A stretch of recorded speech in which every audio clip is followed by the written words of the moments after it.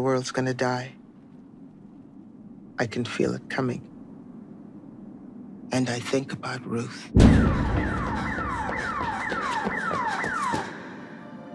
How does she survive out there on her own, as broken as she is?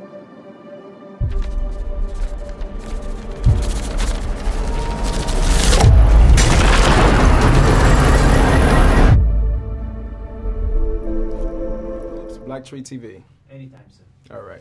First of all, you look absolutely amazing. Thank you so much. How are you feeling? I'm feeling great. How are you? I am amazing. After seeing this movie, I'm just like, look, when I saw you shoot that guy in the head, I'm like, all right. Yeah. I have to say, just the level of characters in this movie, and we just recently covered the 50th anniversary of the Image Awards, and I thought, wow, this is what we have been talking about, this level of representation. How does that feel for you? Oh, it's empowering. And I think, when I first read this script, there was no ethnic specificity about the characters. It was just, Ruth, Lila, and Bo.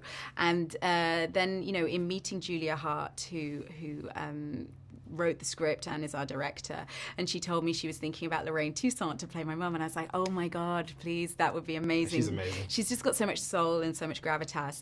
And then Sanaya Sidney, who was only 10 when we shot the film, but I already was aware of her work from Fences and Hidden Figures, and so already such an accomplished actress. And suddenly it became, a film about 3 generations of 3 women of color, and it wasn't really something that we talked about. We didn't need to make the story about race per se, because it was more about women unlocking a power within them. But I think, this being the world and this being America and the cultural legacy that we're in, it actually brings so many more layers to the story.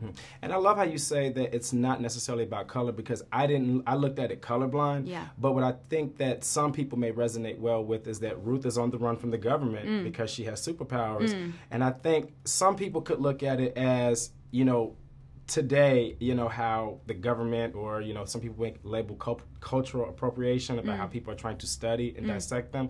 What do you say to that? Well, I think it's definitely open to interpretation, and I think that's the great power of the world that we created. Is it's a familiar world, but it's just a little off, almost like a parallel dimension or something. And I think for me, I just found it fascinating, like you say, that Ruth is on the run from these forces. We don't know who they are. We discover they're actually a group of men. Right. But that she's also on a deeper level on the run from herself. And I think that there's something really interesting about the idea that, as women, culture has maybe oppressed us, but we've also oppressed ourselves in terms of being able to, numbing our power and forgetting that women have always been powerful, historically and through generations, and being the power of motherhood, the power of creating new life. That's a superpower in itself. Exactly. We take it for granted, but it's a miracle. It is. And, and I think I really love the fact that this film celebrated that, and I hope it will inspire young girls to know that they already have the power inside of them. Definitely. What was it like working with Lorraine and Sanaya? Because, like all 3 of you guys, when you guys were sitting there at the dinner table, and I love the scene where Lorraine was telling Sanaya, go ahead and show her, like, don't hide your superpowers. Go ahead and show her. Yeah. What was it like, just you 3 coming together? Well, it was amazing. I had a whole section of the movie that was just me by myself, sort of,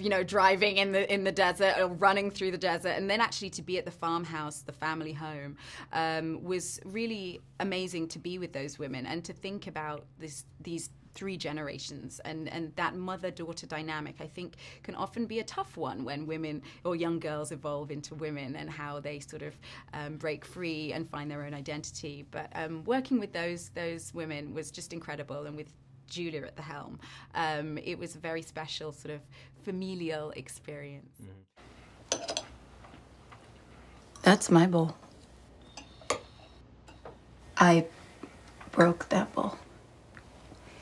I remember I wanted to use my abilities to fix it, but our abilities can't fix things. We can all take things apart and put them back together the way they were. If something's broken, it stays broken. Mm-hmm. What kind of special training did you have to go into, you know, just to prepare for this work? Because I know you're not new to, you know, action, but, you know, what was it like, you know, stripping yourself down and going really raw? Yeah, well, that was so appealing to me because when I read the script, I was actually filming Cloverfield Paradox, and most of that was set in space and on a soundstage, and, you know, and there was a claustrophobic energy to the film, which was intentional. But for me to be able to have something where I really got to break free, and it wasn't about so much about the special effects, it was more about the relationships.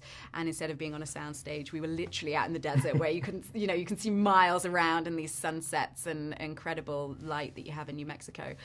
So for me, that was really appealing. The idea of doing some action, you know, the fact that Ruth has this sort of feral wildness about her. She's keyed into her sort of fight or flight mode. She's not sort of cultured and together. She's kind of raw.